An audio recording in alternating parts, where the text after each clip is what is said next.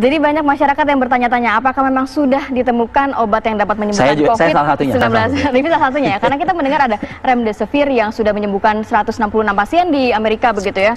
Kemudian juga ada plasma darah yang juga bisa nantinya 1-2 bulan lagi kata Pak Yusuf Kalla ya. Iya, bisa digunakan untuk mengobati COVID-19. Tapi apakah memang sudah ada? Kita langsung bertanya dengan Dr. Lona. Ini dokter spesialis farmakologi. Selamat pagi. Selamat pagi, dokter. Dokter. Selamat pagi, Mas Arif, Mbak Rati. Ya, sehat ya dok ya? Iya. Ya. Dok, ini banyak sekali nama obat-obat yang juga keluar atau terpublish begitu ya di masyarakat. Ada remdesivir, kemudian kemarin juga ada Avigan, ada chloroquine, belum lagi juga ada yang lagi viral juga kemarin yang kotaknya tulisannya kita nggak ngerti itu. Obat herbal dari Cina begitu. Sebenarnya ini sudah ada belum sih dok yang bisa menyembuhkan? Sampai saat ini belum ada pengobatan spesifik. Artinya obat definitif yang digunakan untuk menyembuhkan pasien COVID-19. Semuanya masih dalam proses pengembangan atau uji klinik ke arah pengobatan, ke arah terapi untuk pasien COVID-19. Nah, kalau dikatakan remdesivir ya, lalu juga yang obat herbal itu, apa sih kandungan obat itu kok disebut-sebut bisa begitu? Oke, sekarang kita bahas yang remdesivir dulu ya, karena memang remdesivir itu merupakan antivirus. Jadi sebelum ramai wabah COVID-19 seperti ini, remdesivir memang obat yang sudah dikenal memiliki efek antivirus, khususnya virus RNA, dan memang sudah digunakan untuk pasien Ebola.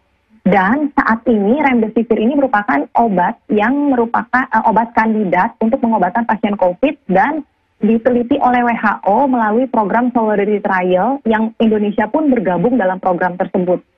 Jadi subjek penelitiannya bisa jadi orang Indonesia yang tujuannya adalah untuk mendapatkan bukti yang valid, bukti yang kuat mengenai efektivitas dan keamanan obat remdesivir bila mau digunakan untuk pasien COVID-19.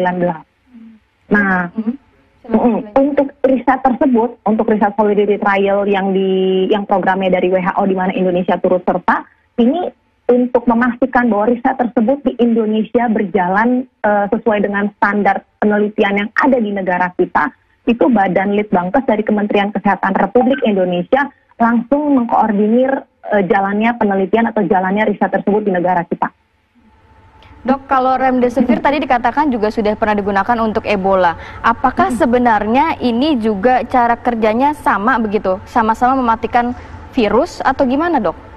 Iya, remdesivir merupakan antivirus yang menghambat replikasi virus RNA. Yang kebetulan virus SARS-CoV-2 yang menjadi penyebab dari COVID-19 juga merupakan virus RNA.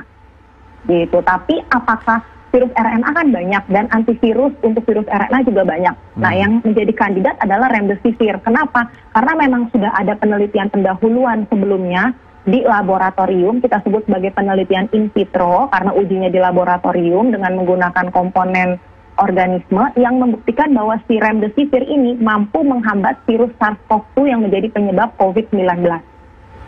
Ini bisa digunakan untuk semua pasien, karena kita kan tahu juga ada pasien yang sudah ada bawaan penyakit kronis begitu dok. Nah, untuk itu si Solidarity Trial ini bertujuan untuk melihat efektivitas, keamanan, dan kemungkinan efek samping yang timbul. Yang termasuk pertanyaan Mbak Rati tadi, bisa nggak sih digunakan pada pasien dengan kondisi khusus? Misalnya sudah punya penyakit kronis, sudah ada gangguan fungsi ginjal. Nah, di sini nih, di penelitian ini kita mau lihat gitu. Tapi tentunya penelitian ini walaupun mau melihat keamanan, mau melihat efektivitas, tidak perlu khawatir karena dikoordinir oleh lembaga yang memang berkompeten di bidangnya untuk mengawasi supaya jalannya riset ini tuh sesuai dengan standar penelitian yang ada di negara kita.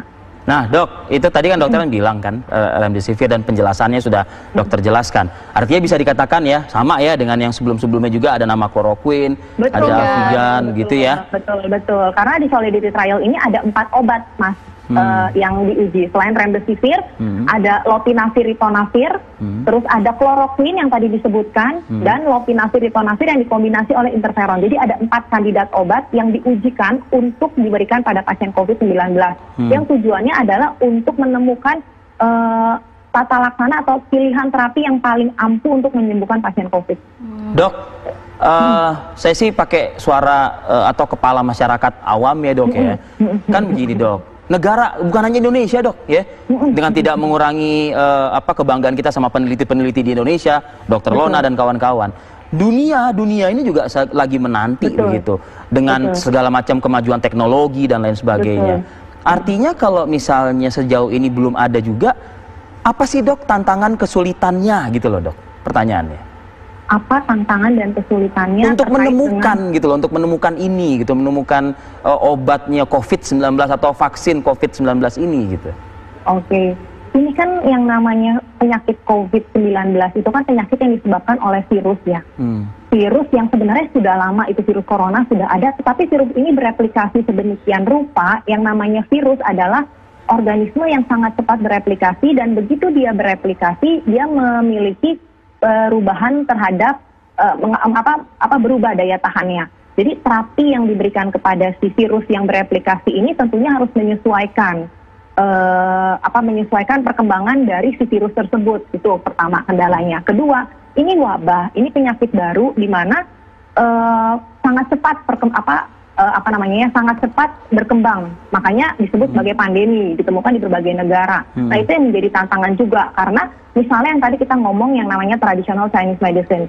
Itu. Ada perbedaan ras kan. Misalnya kita mau kasih obat tersebut tuh yang kapsul Lianhua-Qingwen, bukan remdesivir ya, ada kapsul lain yang berasal dari China yang merupakan traditional Chinese medicine dan mau digunakan di negara kita. Ada perbedaan ras, ada perbedaan faktor lingkungan.